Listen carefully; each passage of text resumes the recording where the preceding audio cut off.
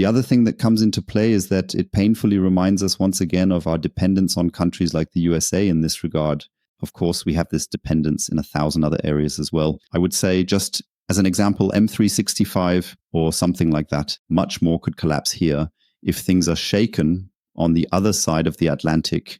In IT, we are in such a strange mix. On one hand, we throw around buzzwords and trendy things and hypes, and we want to incorporate AI everywhere. And on the other hand, a lot is done in a very basic way. And tens of thousands of organizations are all fumbling around with their AD configuration and their patch management, if they even do it at all, and so on. Welcome to Cybersecurity Shall Be C-Level Priority, the podcast that puts the digital world to the test. Cyber attacks are on the rise, and data is the most valuable asset in today's world. But how can we protect what matters most to us? Drawing on the latest insights, effective strategies, and practical tools, we'll show you how to create a more secure digital environment. Because one thing is clear: security isn't negotiable, it's a top priority.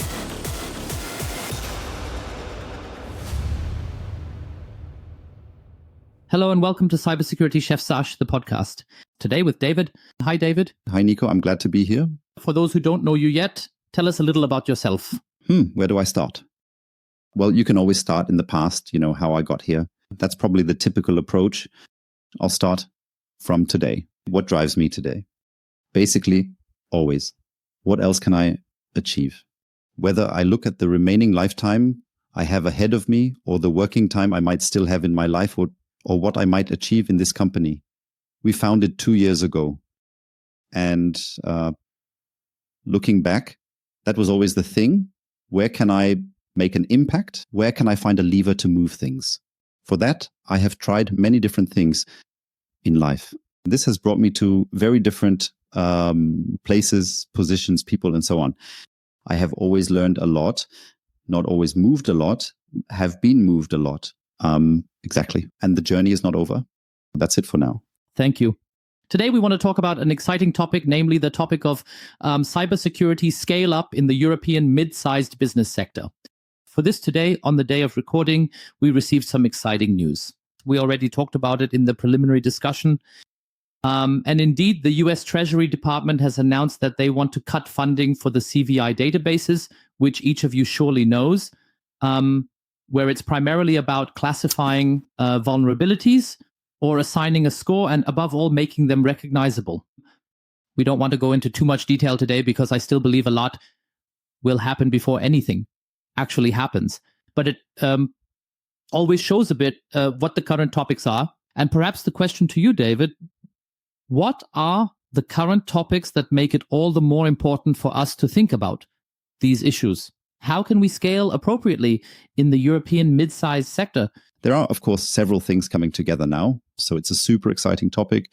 It's just one of many that organizations need to take care of, regardless of their size, essentially. Everyone who uses IT, so basically everyone. Sure, some are in particularly critical areas, but fundamentally, I need to ensure my infrastructure remains secure, right? And there was this somewhat reliable list of vulnerabilities. What is creeping around? Yes. What has perhaps become known? What may have been actively exploited, for which there are exploits, and so on. This whole chain of things was an important source of information to at least have a chance to get a problem under control. It is becoming even more unstable than it already is. That means it doesn't make it any easier. The other thing that comes with it is that it painfully reminds us once again of our dependency on countries like the USA in this regard. Of course, we have that in 1,000 other areas as well. I'll just mention, for example, M365 or something like that. Yes, so much more could collapse here if things are shaken on the other side of the Atlantic. But here it is very, very clear in this specific issue, which is actually part of the basic hygiene for security, right? And so far, it has already been difficult for, let's say, a medium-sized company. to always keep track of what are the things I need to take care of right now. And there was this constant flow of, yes, initially hundreds, then thousands, then tens of thousands of vulnerabilities per year. That was not the solution. That was way too much for most organizations, right? That means other players had to be brought into this entire processing chain to make it manageable again. But at least there was a databasis on which, one could work. And now everything has to be reorganized, which makes it once again more difficult and unstable for it to actually reach all medium-sized organizations in the end, and at least ensure that the most critical patches are applied at the crucial moment. What I keep seeing in this context, and I have already mentioned it in the podcast, for example, is the topic of the geopolitical situation, right? So you've already mentioned dependencies, but also being somewhat at the mercy of what happens geopolitically, right? Whether it's the South China Sea, Ukraine, or America. There are so many things that are not only relevant for cybersecurity, but also have much broader implications in many areas. But even when we look at the topic of cybersecurity and repeatedly, it shows us, so to speak, that a dependency we have in some form naturally always leads us to think, how do we deal with this dependency? And what I always find so fascinating is that in many areas, we always talk about wanting to move away from dependency. Let's take the chip industry as an example, right? When it all started and it became more difficult in the South China Sea, people in Germany also said we need to build chip factories. For example, large factories were supposed to be built near Magdeburg or Leipzig. But none of that has happened now, right? For various reasons. I don't want to go into that any further now, but you always see, yes, we shout, we need independence. But then actually implementing that independence, I think that's the difficult part. And I think on top of that, with cybersecurity, it's also the case that it's not tangible. You're not talking about a physical object like a car or a physical object like a chip, but you're talking about the internet, you're talking about the cloud, you're talking about various things that don't always have a central location, but are global.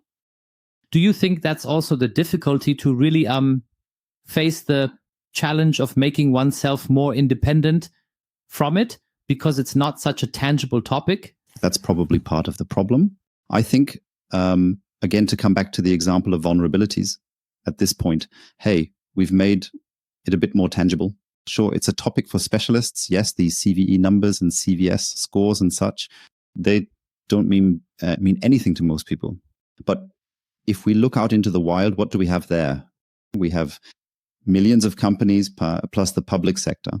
Yes, they have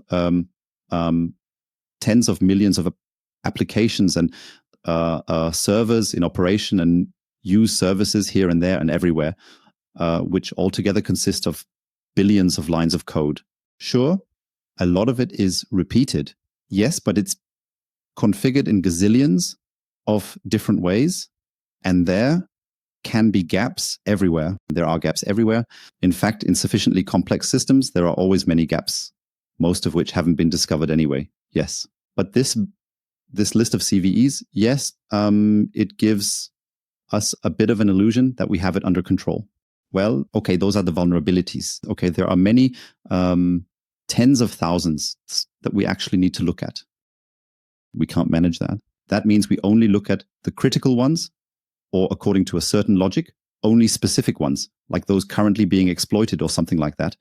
And with that, we have the feeling, and of course, that's not true, but it's also not completely wrong. Yes, in the sense of a risk-oriented approach, that we are somehow systematically addressing the whole issue of vulnerabilities. Like that.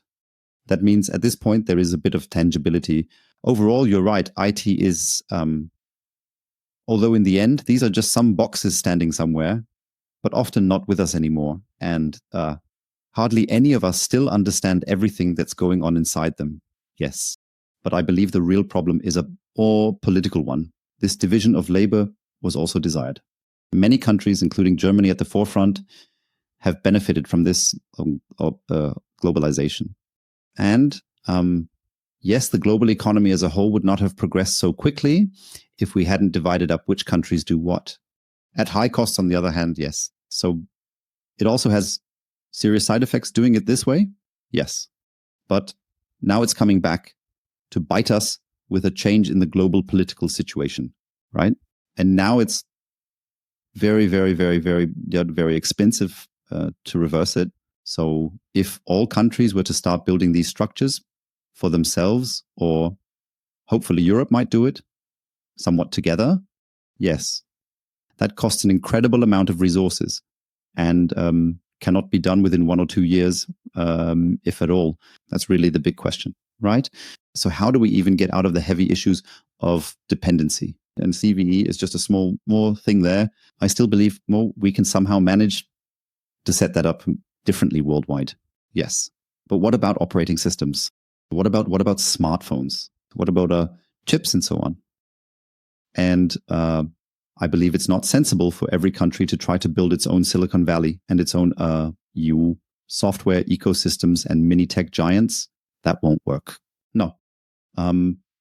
But we absolutely need to look for new alliances, see what might be stable for the next 10 years. There's also a small chance now that Europe might come closer together. Yes. So in all the chaos, in all the very, very unpleasant things that are happening, if this leads to Europe pulling itself together a bit and speaking more with one voice, then that's a gain in many other areas as well. Keyword Ukraine war or something like that, yes. If we now perhaps look at Europe, let's talk about the current status quo we have, right? I'll make it very abstract. If you were a TÜV inspector now and had the car Europe in front of you, and you were to open the hood and create an inspection report, what would be in your report? If there's only one line, failed. But honestly, that's not specific to Europe, really. The problem is there are just so many players. And in IT, we're in this strange mix. On one hand, we throw around buzzwords and trendy things and hypes. Yeah, and we want to put AI into everything. Of course, it doesn't reach everywhere. You could talk about it for a long time, yeah. And on the other hand, a lot is done with basic means, yeah. And tens of thousands of organizations are all fumbling around with their AD configuration and their patch management, if they even do it at all, and so on. So if we were to do that, to stick with your example in road traffic, yeah, the roads would have more accidents than cars. So it's somehow remarkable that it seems to work with IT. Yeah, mostly. Sure, a lot goes wrong, right? But somehow things also work. But there's a lot of tinkering involved like that. And that's not sustainable because a lot of resources, from the resources that are available, we have a resource shortage, a skilled labor shortage. So it's not one-to-one in all areas. It is very unevenly distributed, like the future as well. But in many places it is present, especially in medium-sized businesses, and even more so outside of the big cities. And a lot of the valuable resource we have, people who are knowledgeable, and time is being wasted on work that should have been automated away 10 or 15 years ago. Yes. And there are occasionally opportunities for how this can be improved. The last big opportunity for this was cloud migration. So not everyone has to run their own exchange anymore, like we had with email in the private sector a long time ago, right? So a few can do it. Hopefully not just 3, hopefully more like 33. Maybe bigger is better. Yes, they can perhaps also be regionally distributed and so on. Yes, you don't want to do all that yourself anymore. Unfortunately, it has other disadvantages, or rather, the big cloud players have, of course, realized what kind of gold mine they're sitting on with these promises of, we'll take care of everything for you. Sure, it costs a little something, and that little something turns out to be very small, only at the beginning. And then through the lock-in, it can, of course, become unpleasantly expensive. So now there's a move back out of the cloud. We're doing that ourselves right now, for example. In a startup, it's still feasible. We haven't built that much yet. Not not so much infrastructure, not so many legacy issues, right? And my great hope is that we don't go back to 1 million small businesses, each doing it in different ways. Everyone does something right, but everyone also does 30% of things wrong and makes mistakes here and there and everywhere, which then add up.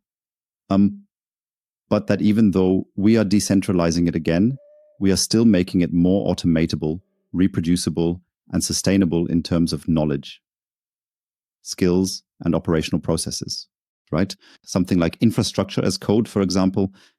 Yes, that was invented where it really pays off, right? So where someone has huge data centers and can think a lot and pay very expensive people to think about, how do we manage to bring the next data center back online at the push of a button, right?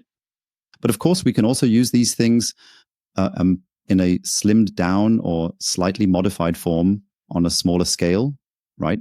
So if I were to set up a medium-sized company from scratch today, which happens sometimes, though not often, I could do a lot in a more modern way than is usually done today on a broad scale. What I always find exciting, Alberts, as I'm also a trainer in various fields, is that I believe we always try to reinvent the wheel, right? You just mentioned this topic, infrastructure as code, right? How many abbreviations are there already? Platform as a service, software as a service, infrastructure as code. So there are so many things that are somehow being readdressed. Or what you also mentioned, this topic of buzzword bingo, right? That's also one of my favorite topics, right? Then at first, everything was hyped about the topic of blockchain. Now everything is being hyped about the topic of AI, right? Previously, some applications that already, I would say, acted similarly to AI were things like machine learning, for example, especially in the OT sector, right? And now AI is being slapped onto everything and some chatbot, and you haven't seen it, just to make it somehow sexier. That's what I'll call it, right? So it just has to be sexy. So it has to sound cool. It has to somehow work. But in the end, under the hood, it's exactly the same thing that's been there for 5 years. And I also see this as a bit of a challenge for scaling, because we always try to reinvent the wheel instead of saying, okay, this is the one path we're going to take. And then we'll see how we can finish this path in the end. But no, we say on that path, okay, we need something new again so that it sounds even cooler. Exactly the same with, for example, zero trust, right? So with zero trust, everyone is coming around the corner. We need zero trust. We need zero trust. And then you ask 10 people, one of them says, I can't make anything of it at all. The other one is brainwashed by a company X about what zero trust means. And another one asks me, can you eat that? So there is also an absolute disagreement on how to bring these terms under one umbrella. And there are also secondary industries that benefit quite well from it being this way and staying this way. So they have different names. Yes, in some areas they are called agencies. In other areas it's called consulting. And I say this as someone who also sells consulting with his startup today. It's not our main product, but we do it because the market demands it, right? But what does consulting mean? You get paid for 2 days of your time, 200 days of your time, 20,000 days of your time to reinvent the wheel over and over again. Sure, you've already reinvented the wheel 7 times in similar ways before, and you've taken this knowledge from other clients, somewhat sanitized, somewhat pseudonymized. That's the case with design, yes. So, of course, not naturally identifiable information, but you're so expensive because you've learned so much from other clients. You carry that forward and reinvent the wheel a bit again, but this time with one more spoke and in green with glitter. Exactly. And that works as long as no one has proper wheels, right? You have to reinvent wheels for them. Exactly. Now, of course, it would be much better for the overall system and for society if we thought about reasonable wheels for everyone, or the best types of wheels and so on. But there's not as much market for this kind of basic research as there is for the other, right? Because the application case only gains leverage when many people use it. Open source is the extreme example. So a well-made or well-improved open source library has an incredible efficiency, leverage, economically speaking, when it is used millions of times around the world. Of course, there's also a risk involved. Yes. If there are errors in it, yes. But just the benefit. But monetizing that is really difficult because you can't just go to thousands of organizations and say, okay, can you also contribute a cent or something like that? And in other areas where it has worked, electric cars at the beginning, Tesla, I don't even want to go into the company itself now. Or space travel, or the internet, the foundational technology. That was state funding, research funding, military funding. And to even get these moonshot projects off the ground, that's what's missing. That's what's missing. For security today, so there is funding, of course, but there are regulations, standards, and so on. But they generally impact the end users of security, individual companies that then have to do something, and they all naturally have limited budgets, and especially if they are medium-sized businesses. And you can't expect any of them to invest in reinventing the wheel. That can't work. And then we're back to the CVE example. MITRE, the organization whose funding is now being cut, is largely government funded, producing something that ultimately benefits both the economy and the public sector, which didn't originate solely in the free market. What I also find important, as you just mentioned, is something I see repeatedly. I also come from a consulting background, so I can clearly say that I see this more and more often. It's also about the topic of you. You need a consultant because you don't have the experience or more expertise yourself. It could be time, whatever it may be. There are various factors why you would want a consultant to implement something. And then it's also the case that the consultant can present you with the great new shiny bike in green, but you don't even know if you need the great green bike in pink or if you can just take it in pink. This without glitter. And it's much cheaper. Yes. And I think that's the problem I often see with the so-called snake oil salesmen. I always like to call them that, because at the end of the day, you see that the cybersecurity market is so gigantically large and that there's a lot to gain. And then there are companies and firms that operate in this market saying, my solution is the best. Come to us. It will cost you X euros. And that's exactly the beauty of cybersecurity. There is never just one solution. It never exists. There are always many solutions you can choose from. And depending on how it fits your company, you can take one path or another. And I believe we shoot ourselves in the foot, so to speak, when many companies just stubbornly say yes, follow their consultant blindly, and do everything they say instead of really thinking about what is actually good for their company.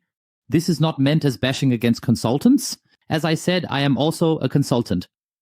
And I always believe there must be a mix of both, advising and providing guidance to the company, but also having the company to work together with you rather than just blindly agreeing, because then it doesn't add any value to the company. And in comparison to other countries, I see a bit of a challenge, but here in Europe, where the topic of cybersecurity has gained a lot of attention in recent years, but specifically coming from the OT sector, it wasn't at all before.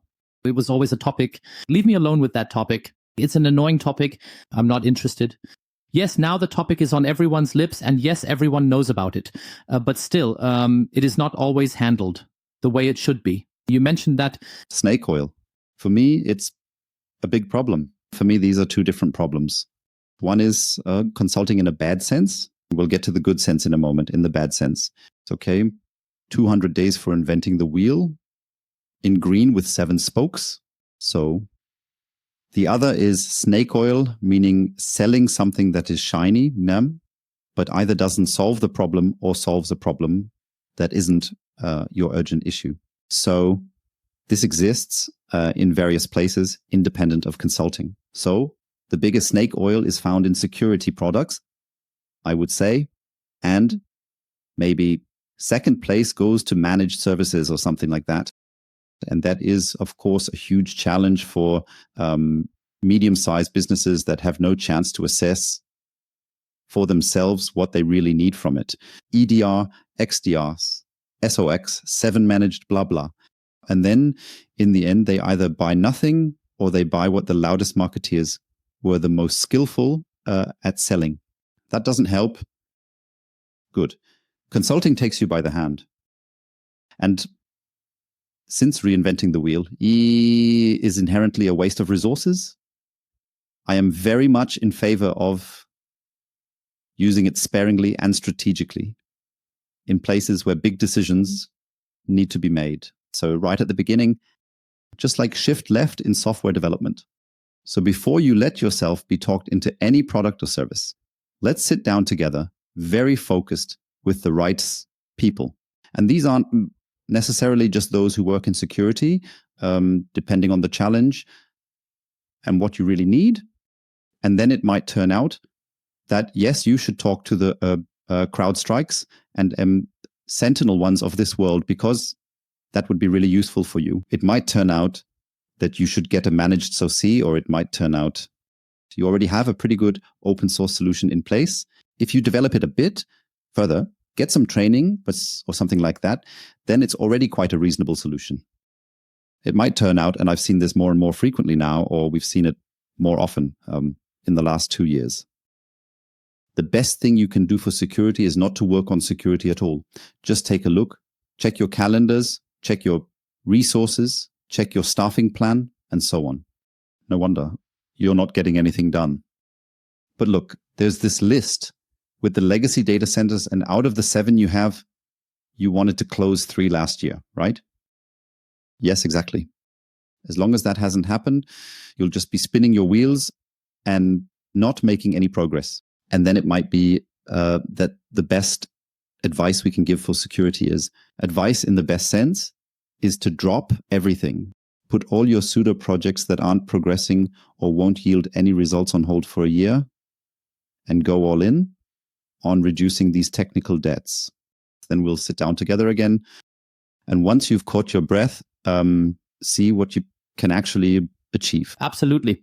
So to revisit the topic, I'm with you on Snellcore. It's anyway about the security product manufacturers. Absolutely. But I see it the same way for myself. My personal opinion, also a lot in the consulting area, there are just as many snake oil salesmen. But if we now perhaps look across the big pond, we've already talked a lot about America today. How do you see the differences there compared to, for example, Europe? Do you see it running completely differently there? Because I get asked about it a lot too. There's always a lot of complaining. Like in Europe, it runs like this and that. But do you think other countries have exactly the same problems, or do they approach it completely differently? There are, of course, differences, but I think comparing country to country is almost a bit too broad. The European countries also have differences. Just looking into industries already makes a big difference. And looking into the size of companies makes a difference too. So it's pointless to talk about it without discussing regulation. Regulation in the USA works quite differently, how it takes effect, with which methods it takes effect, and so on, compared to here. And especially now in Germany, the federal system and the many, many responsibilities and jurisdictions contribute to the complexity of regulation. And unfortunately, a significant part of the resources that go into it is spent on navigating this system. So there are more skillful and unfortunately less favorable regulations, better and worse examples. But fundamentally, the portion of time we spend shuffling paper back and forth is significantly too large. And that's a shame, because regulation almost always has a good purpose, a good goal behind it. And we don't even need to look at the very obvious examples, like the cookie policy or something like that, which will hopefully disappear at some point, as it ultimately only causes huge damage to this topic. Although there were originally noble motives behind it, it was executed in a maximally clumsy way, so to speak. But also something like NIS2, also for example, the back and forth about what it actually means for management, how much responsibility or lack thereof is involved, what does it mean? When the national implementations are not yet in place, do we still have any obligations in that case? Who has to expect audits, visits, and so on, and who doesn't? In my perception, this leads us to think a lot about it nonetheless. So both those who want to sell something in this area, as well as those in companies who have to monitor it. Okay, when is the regulation coming? And yet a lot is postponed, or at least at the moment, only a bit of paperwork is being done so that one can say, yes, we have already started, we are already on it, we are prepared, and so on. So in a way, a missed opportunity to really get something moving as if we had coordinated. You brought up the next topic. Namely, you already mentioned it, regulation is a topic that cannot be ignored. For me, the question often is whether regulation is more of a brake or a growth driver. You already started talking about NIS2, right? The Cyber Resilience Act is also a topic, AI Act, and so on and so forth. There are always many voices saying, hey, we are basically ruining the market with this, right? Because other areas like the USA, for example, don't have this regulation in this case. They can, let's say, play wild with AI. I'll just call it that, right? And we are simply not allowed to do that. What is your stance on this? Is this also a topic that, so to speak, hinders scaling up in Europe for you? Or do you see it more as a growth opportunity to say, hey, of course, one can also use regulation to advance other things, such as transparency, oversight behind it, or even competitive advantages? Or do you say, well, sometimes too much regulation is really a break block? Because then we also lose an important topic that we Germans have stood for over the years, namely the topic of engineering, entrepreneurship, or even truly reinventing the wheel, that we then lose that. I would differentiate very strongly, yes. So regulation is definitely needed, and it would be good to have smart regulation. And smart regulation that sets the right incentives, meaning it deters certain things but promotes others, is extremely difficult, especially when thinking about the future, yes. And there are also things happening that were really hard to predict, like the cookie policy, an example from earlier. Yes, those who once wrote it into the draft as an idea did not imagine that it would unfold the way it did. Yes. An example of successful regulation, I think, is the first critical infrastructure legislation in Germany. Yes, because instead of just demanding some paper forms, like, I don't know, ISO 27001 certificates or basic protection, depending on the area, which are then nicely managed by the authority. In practice, that probably wouldn't have achieved much, right? That would have become pure paperwork. There's this element of critical infrastructure assessments, right? Where the goal isn't to pass or fail. It's not an audit, right? But rather the inspectors come by, and look at things, and a list of gaps is created, right? And that is the basis for all further discussions. So, and of course, in principle, the BSI can eventually say, okay, but you can't take 3 years to fix that, right? So at some point, the whip can be used at the end, right? And over time, it has also become a bit stricter in some cases. But it was, I would say, a very good tool in the first years to hold up a mirror to certain sectors and again to certain players. So a few thousand companies in Germany. At first, look, it says here, you need to do something, right? So now with the expansion of NIS2 to almost 30,000 companies, it becomes more difficult. Yes. So this game cannot be continued with the resources that are planned, and that makes sense. This means it will partly become more of a paper exercise, unfortunately.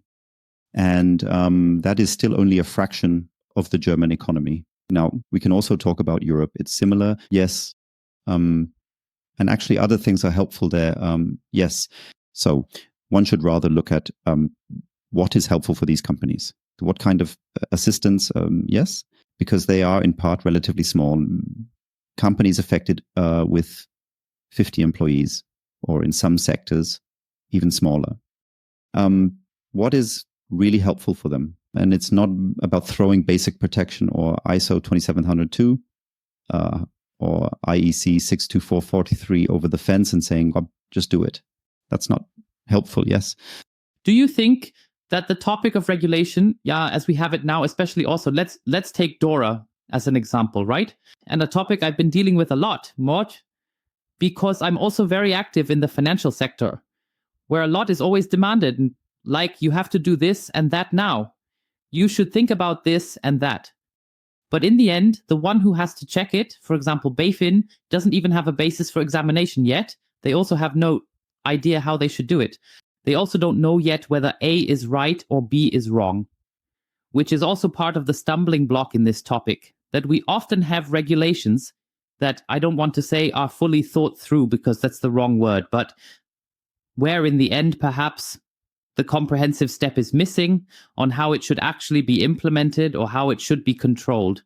DORA is not my area of expertise, so I can't say much about it. Basically, with banks, they have been regulated very, very early, and even more strictly. I think they generally handle it quite well, even with uncertainties in regulation. I don't know if that's a stumbling block for them. I'm not sure. But let's take the example. Let's take the example of CRA, right? There, it has now been enacted. The deadlines are clear for when you have to do what, or when. But the harmonized standards are not yet in place. That's, of course, a bit of an inconvenient timing mismatch. Yes, people who are very knowledgeable, well, they can already know how to start, which will certainly be helpful, and so on. But then you're back to needing expert knowledge, and then you're back to the consulting thing. Yes. And that is, that's inconvenient, because now would actually be the right time for it. CRA will affect many, many more companies. You know, all those who want to sell products with digital elements in the EU. Yes. And now would be the perfect time to, yes, not rushed, but rather focused, step by step, adjust the processes and product development, and then the characteristics of the products, documentation, and so on. The big companies are already doing this, yes. And even in medium-sized businesses, the demand for this is now increasing. But there is still knowledge on how to set this up, how to accompany it, that is distributed among too few people. And that is, that's a bottleneck at this point. It will be very rushed later, unfortunately. That means for our industry, this year is now about basic research in that area. So developing things that not only help my 17 customers, but maybe next year, my 117 customers and another 500 others who can also benefit from it by reading it, by understanding it, by following the recipes. I might publish, give away, sell, and so on. If we talk again, as Pan, about the topic of scaling hurdles, quite independently of cybersecurity, because I also believe, and you can also say something about it, it's not always just about cybersecurity, which is also important, but it's about very mundane things like, for example, funding, access to capital somehow, the initiatives that might be different in other countries. Do you believe that these are the hurdles that the European middle class has to deal with? I believe the real hurdle, if you want to summarize it, is that the world has become more complex, or in other words, successful medium-sized organizations. And I think you could even apply this to public administration efficiently working authorities or something like that. Yes, excluding all the large ones. They are good at a few things and might be a hidden champion or not so hidden champion in one or two areas. And there's a bit surrounding that, which they also absolutely need to be good at. But the world has become more complex. And it's simply not realistic for every company with 200 employees to be well versed in all the things that are required today. AI and digitalization and innovation and IT management and security as a side note, but also outside of our field, yes. Diversity, dealing with professionals of different kinds, with older professionals, with the very young, Gen Alpha, Gen Z, and so on. Yes, there are so many gaps there. It cannot scale for them to be able to do all of this. And it also cannot scale for them to buy expensive consulting for each of these topics individually. The market for that doesn't even exist. There aren't enough qualified consulting firms for all these topics that are out there, especially the larger ones. They then go to the corporations or enter into the huge framework contracts of public administration. And they have no interest in going into the mid-sized sector because that's not their ticket size. For the amounts that would flow there, so to speak, they don't even write a proposal. Yes. And of course, there are mid-sized consultancies that try to fill this gap, boutiques and so on. But there are far too few when we consider how many mid-sized businesses and organizations there are. That means we need to change the methods. We need to build something different that enables the distribution of knowledge about the safe use of AI, for example, to 1 million organizations in Germany, or initially to 15,000 larger mid-sized companies. And consulting alone cannot achieve this. Tools alone cannot achieve this either, because then we're back to the problem from earlier, where the snake oil wins. So we need to find the right combination to ensure that people interact with each other on equal footing and ask, what do you really need? Tell us who you are. Tell us where you stand, and then we'll see what really helps now. And we are aware of your limited resources. Yes, we know you have an ITCB, but it actually only has 30% of its time for that. At most, right. And you have an IT budget that is smaller than the security budget of most organizations that many others work with. Yes. And that means we need to change our tools if it is really supposed to work at scale, to use the term, across the board. And what we are currently observing is that a lot of micro startups are popping up. Here, a pen test company, they're a small SMS consultancy, then another 1 or 2 people, and so on. All for different reasons, but also from the feeling and the data that there is this huge market. They all don't want to go to the corporations. You don't stand a chance as 2 people, yes. And the corporations can also help themselves if they want to. If they don't, they are standing in their own way for political reasons or something, yes. But the middle class, but that won't be enough and won't help if we establish another 1,000, another 2,000 small companies, considering the number of medium-sized organizations in Germany, in Europe, and the number of issues, all of which are urgent and are increasing over time. We need to come up with completely new business models, completely new craftsmanship methods, right? What I like to compare it to is the education system, yes? Because it's not just about education here, right? Education in the broader sense, practical education. I not only have to learn something, but I also really have to do something differently. It really has to have improved after a limited time.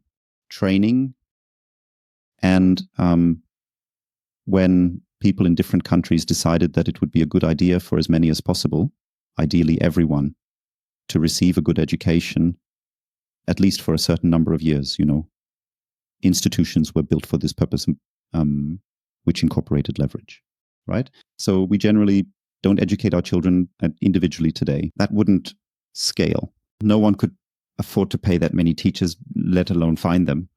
There are already problems in filling those positions. And in consulting, it's still like this. There is the illusion that, yes, if we wanted to, we could just buy our consultant. No, there aren't enough for everyone. Sure, you can do it in specific cases, but it's not a solution to this societal problem. Yes, and you're addressing an important topic, which I've often discussed with people who have just started a business, who have been on the podcast, who have hired someone, as you mentioned, who have said, hey, I want to break out of the cycle. I want to do something independent. I'm excited about it. Unfortunately, they often fall flat because they realize that corporations or even medium-sized companies have certain requirements, right? Then they need a certain number of projects, a certain amount of experience. For example, tenders are a topic where they can't participate at all. So I also believe that it becomes difficult for many companies to get a foot in the door because you're just one of many. And that's also a concern that I keep preaching, even here with my podcast, that we should appear more as alliances, all of us together, the good ones, so to speak. You know, the adventurers of cybersecurity, all of us together fighting against the issue. Because then companies know, look, these are the people you can trust. These are the people who know what they're doing, right? We all have the problem that we could all do much, much more. I mean, it's the same for you as it is for me. We could, I don't know, hire so many people to generate so many more projects.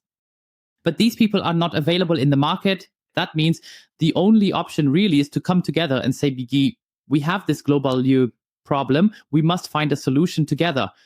And for me, the solution can only be to manage to include the small ones who may have just started their own business into a group and say, okay, we now have the following situation. We now have the customer who needs help. I have my network of X companies, and from this network, I can help you out, right? Because then you also have the trust, because that's also a topic. We are talking about cybersecurity, information security, OT security. These are all things that are sometimes like open heart surgery, and you don't just want anyone for that. You want someone you can trust. And especially when we talk about consultants, this personal connection is one of the most important factors, right? So regardless of the price, the topic with a consultant is always how trustworthy is your consultant, and how do you have such a, I would say, how is the connection to them, right? And I think the topic alone is to consider how can we create this trust together, and how can we help companies, the medium-sized businesses, so they don't end up with the next snake oil salesman. You mentioned network just now. I would emphasize that. So a good network is very, very important, especially for the small ones.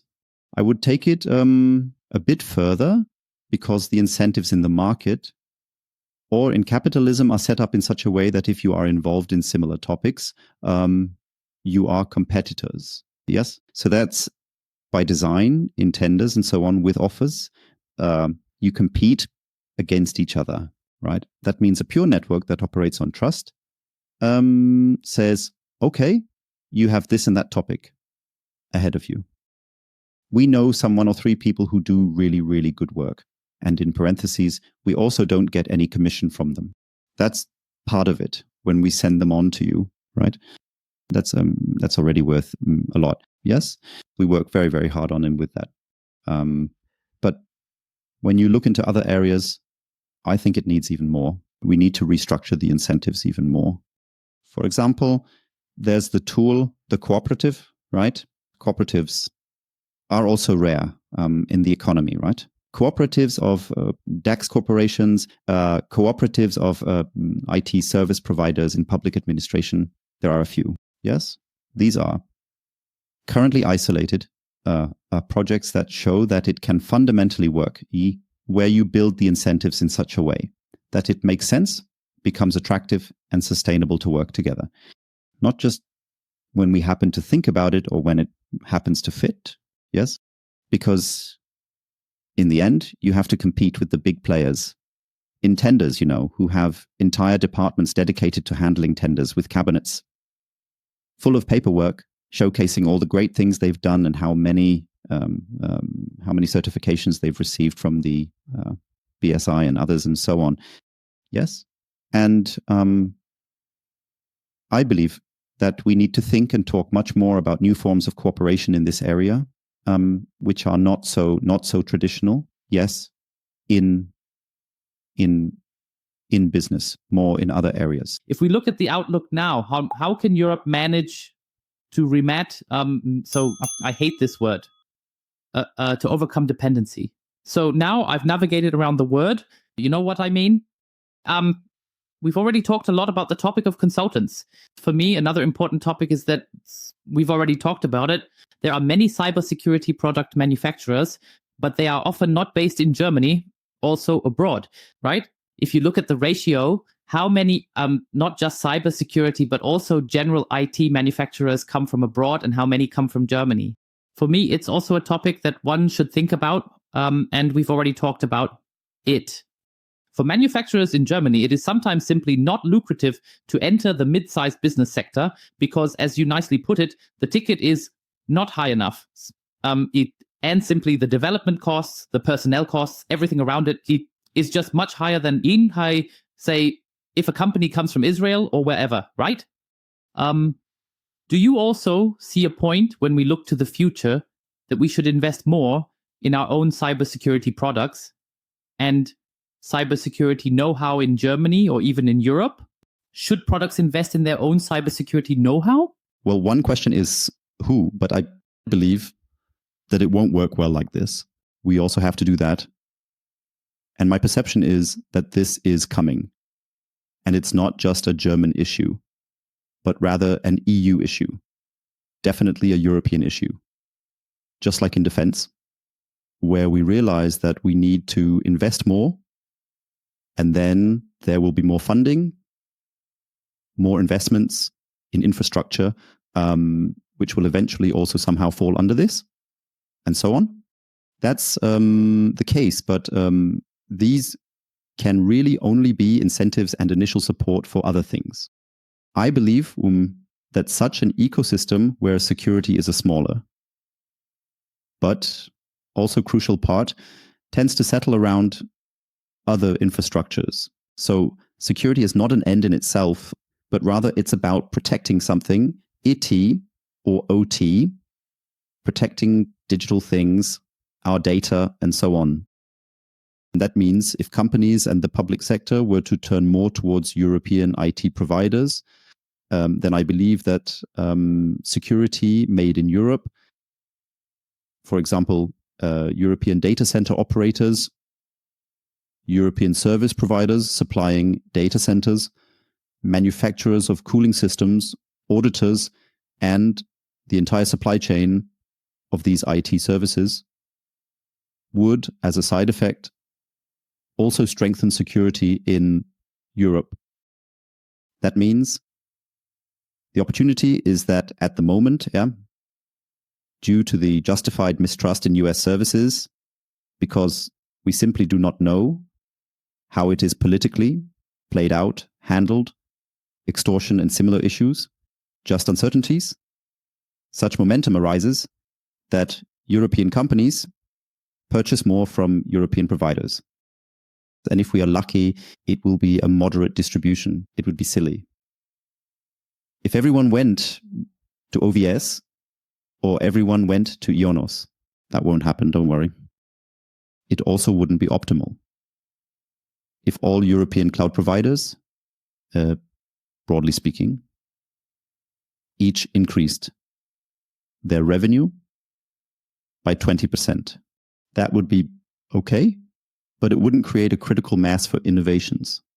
I hope that in each European country, maybe 3, 4, 5, or 6 things will crystallize where clusters of companies form saying, okay, let's try this.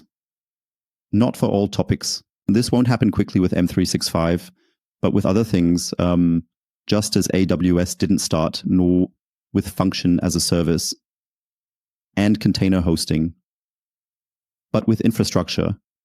And if we can certainly do this in an accelerated process, albeit on a slightly smaller scale, we are not going to set up 27 small Azures here. That's not how it will be. But we don't have to either, because you can also exchange best practices, use blueprints, open source in the infrastructure area. It's not just for software, like how to build an efficient data center and so on. Then a critical mass could develop here, where it becomes interesting. And when people realize, okay, here I get reliable VMs with reasonable APIs. This is stable. The dashboards are okay. I can work with that. oh, it's not that complicated at all. It's even less complicated than AWS, where something changes every week or so. And then a business case emerges there to develop more functions, offer more features, and so on. And I believe that security will also latch onto that. So I don't think it's good advice to say today, switch all your security providers to European ones, because there are many other criteria to consider. Geopolitics is an important one. I would also say that we should weigh it a bit higher at the moment, but there are also other costs, which are, of course, always very important, as well as usability and interoperability with other services and so on. But the more infrastructure there is overall nearby, and I don't care whether it's my city, my state, the country where I live or have my company, the EU or Europe in a broader sense, it leads to making more sense to do things here, a bit like with social media platforms. As long as there aren't many, nothing happens. We always have to get past a critical threshold. And that's why I'm pleased that things seem to be going well with certain providers at the moment, even though I don't know or could evaluate their product portfolio. Well, but just to see, okay, something is happening. Things are growing, especially finally, also those that are not a few thousand kilometers away. Do you think that the willingness of companies, especially medium-sized businesses, is now greater due to the geopolitical, let's say, crises or geopolitical challenges? Also, are they more willing to pay a higher price tag? Because there are examples, then, for instance, the Germany cloud, where it was said, hey, we need to keep the data in Germany. We have to pay attention to this, that, and the other. And such projects ultimately failed because for having or wanting to have it in Germany, there was a different price tag attached to it. It was quite simple, different ancillary wage costs, different stories, and so on and so forth. And back then, it was always the case that this price tag, I would say, had a higher weighting than the label made in Germany. How do you see it now? Do you think that companies, especially in the mid-sized sector, are more likely to look at the overall situation and that the price tag is still important but not as decisive? Or do you believe that it still holds significant weight in companies? It still holds significant weight and must remain so. So every business must look at its numbers, either out of self-interest or for the shareholders in the end, like that. But here, several things are shifting simultaneously, each slowly, which is why it's not a sudden change or anything like that. But one thing is what we just discussed, that more mass is being created among European providers, hence more leeway. And the more infrastructure they operate, the better the numbers game, meaning the unit costs, so to speak, right? So if I host 10,000 VMs, it's cheaper per unit than if I only do it for 100, you see. That means it already plays into their hands in that regard. Then hyperscalers are not always cheap, and it's slowly becoming known that at the beginning, they even give away their offers, yes, or offer them very, very cheaply, and that they also heavily exploit the lock-in effect. And regardless of the current political crisis, there's been a move out of the cloud for a while now, or at least towards much dumber infrastructures, yes. And many stories about how much money can be saved with that. Of course, this is not equally suitable for every type of infrastructure. And some have deeply entrenched themselves in certain specialized services and functions. You know, that's a price you pay there, yes. But it's not like the cloud is always cheap, and it doesn't have to stay that way. So the providers can, in the worst case, even be politically motivated. I'm not assuming that at the moment, but they can simply raise their prices, and then the lock-in is there too. That means these costs of not switching are, I believe, becoming more apparent to companies. And I think the switch, this migration, geopolitical migration, will first happen in areas where it's easy. Yes. For example, with Microsoft 365, we're very much tied in. Yes. But hosting VMs is not so difficult, for example. Yes. I might consider with a small IT team at some companies whether I should do it myself again. It depends, That's not the right solution for many, but yes, that means the other thing is, have we gotten a bit lost in these trendy, cool complexities, which might have led to very high salaries for some product managers at AWS, Google Cloud, and the like? Do we really need all of this? Yes. Or is it more resilient, sustainable, and ultimately also economically sensible if we build things simpler so that if necessary, if everything goes wrong, you can even set it up at home in a small version with infrastructure as code? Yes, in the worst case scenario. Once again, the last question for today, which I also find super exciting, is from your personal perspective, what would we need to do if in 5 years we want to have a flagship company in Europe, like something like CrowdStrike, Fortinet, and the like, right? If we now say we want to develop more in this direction, what would be your personal opinion on what we need to do to achieve that in 5 years? That wouldn't be my goal for various reasons. I don't think we can achieve that. I also don't think we need a European CrowdStrike.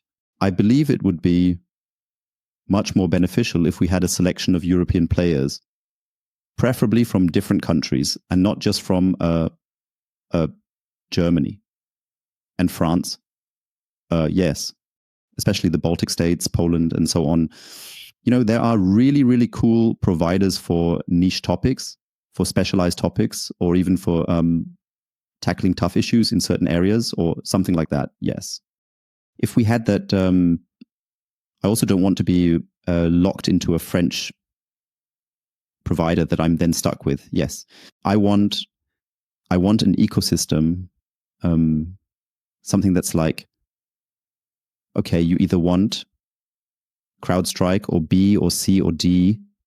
Those are the top 3, and otherwise you're not cool. Otherwise, you're not in the top right of the Gartner quadrant, and then you might as well not show up to golf with your CISO friends. You can just pack it up. Yes, there are indeed these logics, but the alternative can't be. There are 20,000 herbs all claiming they have a SOC, but actually they've cobbled together some WASO, and it's unclear if there are use cases, and it's unclear who's actually looking into it and so on. That can't be it either, right? So even in security, I wish for a very healthy, innovative, medium-sized business sector. That actually means exactly the same as for the medium-sized sector overall now, right? And orienting towards those very large unicorns and so on, I think is not helpful at all. I think that rather distracts. For them, the game is also different. For them, the game is seriously A, B, C, D, and eventually IPO, big exit, and then it's unclear how things will continue, right? So maybe that's quite good for understanding, right? With companies that we perceive like this, yes, some of them also have good products. That is ideally also included. That's true. Or at least very innovative products. And they do many things right and special and so on. But in the end, they are just pass-through heaters for venture capital, right? So the question is whether you want to make yourself so dependent on that. Like SentinelOne, which is currently being punished by the politics. It doesn't have much to do with the product, whether it's better or worse than others. Thank you, David. I would like to briefly summarize the conclusion. what I took away today is Europe has good know-how, has good people, has smart minds, has creative minds who have talent, who have potential. And we just need a bit more courage, good for greatness, or more courage to do something and to implement something.